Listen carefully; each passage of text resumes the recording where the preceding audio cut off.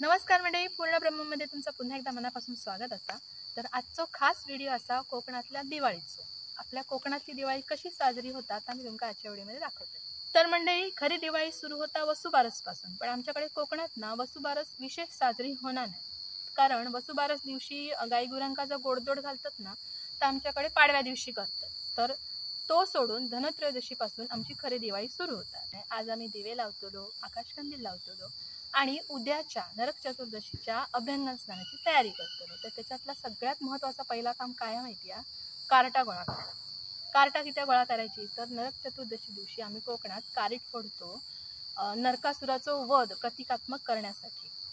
तर नरकासुर वधाची गोष्ट सगळ्यांना माहितीच आहे, तरी पण माझ्याकडनं ऐका एकदा की नरकासुर नावाचा एक राक्षस होतो जो भरपूर अत्याचार करत होतो आपल्या प्रजेवर। आणि त्याने एकदा की नाही 16 सहस्त्र उपवर मुलींका कैद करून ठेवल्यान, बंदी बनवून ठेवल्यान।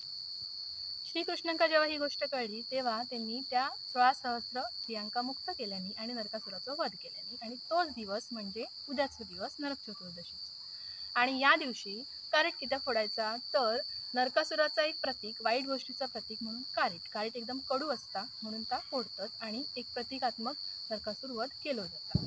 तर चला जाऊया, आधी पहिली कार्टा काढूया आणि हळूहळू आजपासून साजरी होणारी 4 दिवसांची आमच्याकडची दिवाळी तुमका आजच्या व्हिडिओमध्ये पूर्ण 4 दिवसांची मी एकाच व्हिडिओमध्ये दाखवते। तर चला पहिल्यांदा आधी कार्टा काढूया। तर ही कार्टा काढूया मोठी मोठी।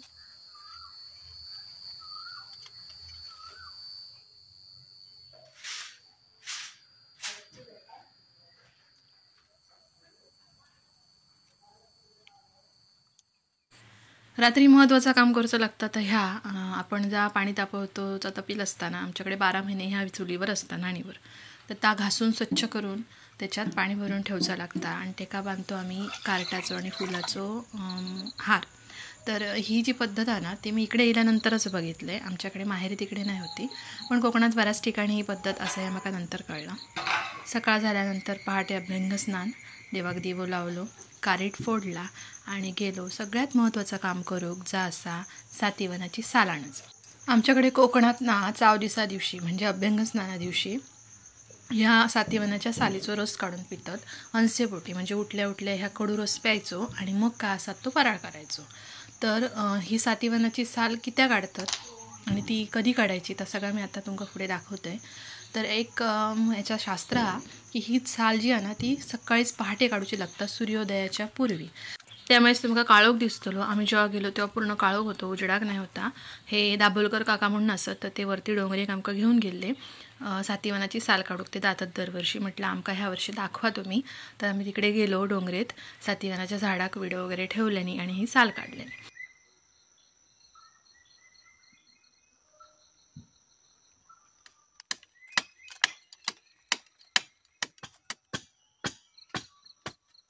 तर म्हणजे ही सातीवनाची साल नेऊक आम्ही येलो, हिचो रस काढून आज 4 दिवसा दिवशी अंसेपोटी पितात आमच्याकडे। तिकडे झालं कसे आज 4 दिवस ना त्याच्यात सगळे वनस्पती येतात।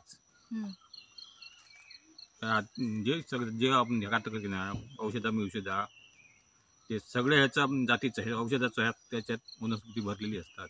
आणि कसं आपण दिवाळी दिवशी भरपूर गोड बीड खातो, तर सगळं बरं पसता ना सगळ्यांनी सगळ्यात ह्याच्यात सगळं देवावधी करतो ह्या त्याच्यात आज त्याच्यात वनस्पती ह्या सगळी दिली असतात।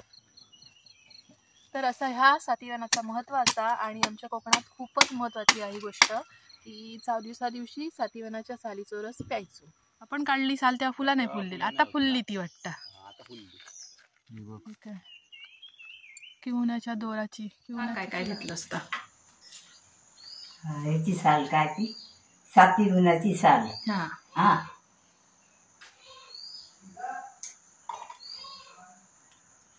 कडुलिंबाचा पाला, हा जिरा, हा आणि मिरी,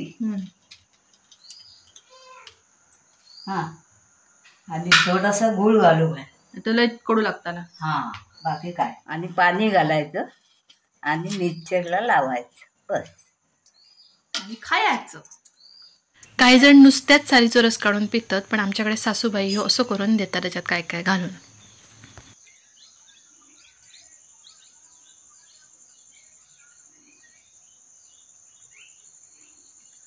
तर मंडळी, चाव दिवसा दिवशी सातीवनाच्या सालीचा रस पितात आमच्याकडे कोकणात. त्याचं कारण या दिवशी म्हणे ह्या सातीवनाच्या झाडामध्ये सगळ्या औषधांचे गुण उतरलेले असतात आणि औषधी वनस्पती असतात, कडू असतात.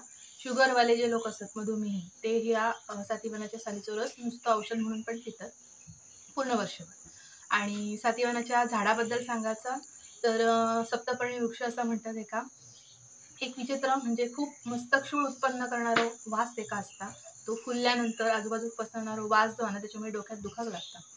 पण त्याचा उपयोग एवढं जास्त चांगला हा की आमच्याकडे त्याचा रस या दिवशी पितात. कडू असलो तरी पिऊचं हा.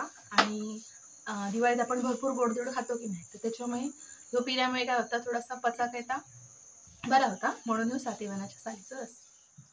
मग काय, गावठी पोहे कुठून आणलेले तुम्ही बघितलाच व्हिडिओ. ते पोहे, त्याच्यात गूळ, दूध, ओला खोबरा आणि वेलची पावडर घालून मस्तपैकी गोडे पाव केले.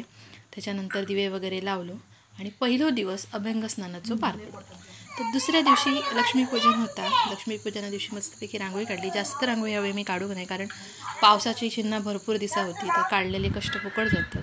लक्ष्मीपूजन केला आणि तिसऱ्या दिवशी केलो पाडवा. त्या दिवशी आमच्याकडे कोकणात अशा प्रकारे शेणाचं गोठं बनवतात आणि कार्टाची गाईगुरा बनवतात आणि अशा प्रकारे गाईगुरांका गोडाधोडाचं नैवेद्य देतात. खास करून बनवतात हे पोळये, कारण ढोरांका पोळये आंबून आवडतात जास्त आणि त्यांच्या आरोग्यासाठी चांगला पण असता. तर त्याच्यामुळे आम्ही पोळये करतो पाडव्या दिवशी आणि गाईगुरांका हे पोळ्याचं नैवेद्य पान दिला जातं.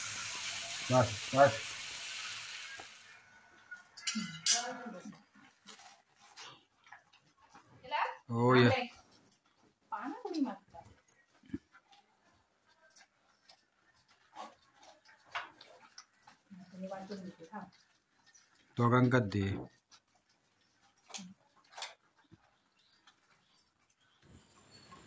तर मंडळी, आमच्या कोकणातल्या पाडव्याचा दिवस खूप महत्त्वाचा दिवस आजचा तुम्ही माझ्या पुढे बघू शकता. असे आम्ही गोठो केलेलो असा आणि आजच्या दिवशी असं शेणाचं गोठो बनवतात, कार्टाची गाईगुरा बनवतात आणि हम्मांका वाडी देतात. म्हणजे आम्ही आंबोळे करतो, पोळी जे का आम्ही म्हणतो ते.